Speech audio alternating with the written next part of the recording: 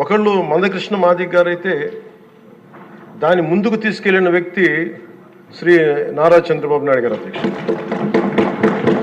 అలాంటి ఆత్మగౌరవ పోరాటాన్ని ముందుకు తీసుకెళ్లి దాన్ని ఆంధ్రప్రదేశ్ ఉమ్మడి రాష్ట్రంలో ప్రవేశపెట్టిన ఘనత, దాన్ని ముందుకు తీసుకెళ్లిన ఘనత శ్రీ నారా చంద్రబాబు నాయుడు గారికి మన గౌరవ ముఖ్యమంత్రి గారు దక్కుతుంది అధ్యక్ష.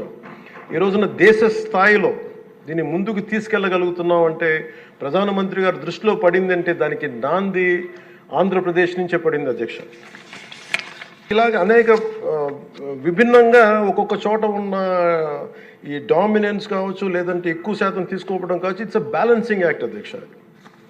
ఇది వీటన్నిటిని గుర్తించి మనస్ఫూర్తిగా ఈ రోజున నారా చంద్రబాబు నాయుడు గారి ఆధ్వర్యంలో ఈ రోజున ఈ ఎన్డీఏ కూటమి ప్రభుత్వం ఈ మా రిజర్వేషన్ వర్గీకరణ బిల్లుని మనస్ఫూర్తిగా జనసేన తరపు నుంచి మనస్ఫూర్తిగా మేమందరం సమర్థిస్తున్నాం అధ్యక్ష. ప్రత్యేకించి నేను మొన్న రాజీవ్ రంజన్ మిశ్రా గారితో మాట్లాడుతూ ఉంటే 100 నుంచి 10,000 లోపు ఉన్న దాదాపు 59 ఉపకులాలు, మా దళిత కులాలు, ఇవన్నీ మాలమాదిగా దళిత ఉపకులాలతో సహా 59 ఎక్కువ సంఖ్యాబలం ఉన్నాయి. దీన్ని ఎలా చేస్తారంటే 100 లోపు నుంచి 10,000 లోపు ఉండే 46 కులాలు అధ్యక్ష.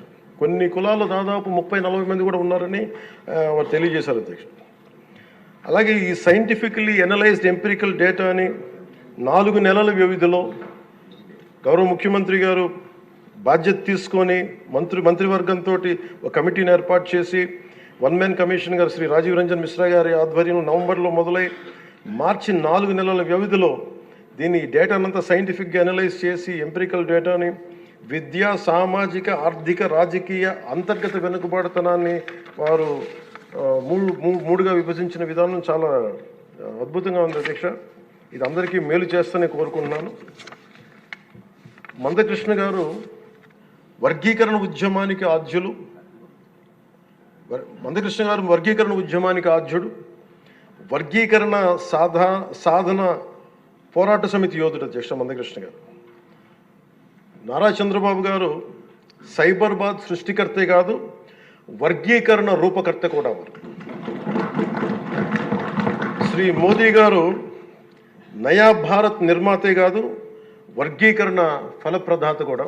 అందుకని మనస్ఫూర్తిగా ఈ వర్గీకరణ బిల్లుని ముందుకు తీసుకెళ్ళి దీనిని ఆంధ్రప్రదేశ్ అసెంబ్లీలో ఈరోజు ప్రవేశపెట్టినందుకు మనస్ఫూర్తిగా ముఖ్యమంత్రి గారికి, అందరికీ, మంత్రివర్గానికి, సభ్యులందరికీ మనస్ఫూర్తిగా ధన్యవాదాలు తెలుపుకుంటూ స్పీకర్ గారికి నా హృదయపూర్వక ధన్యవాదాలు తెలియజేసుకున్నాను అధ్యక్ష.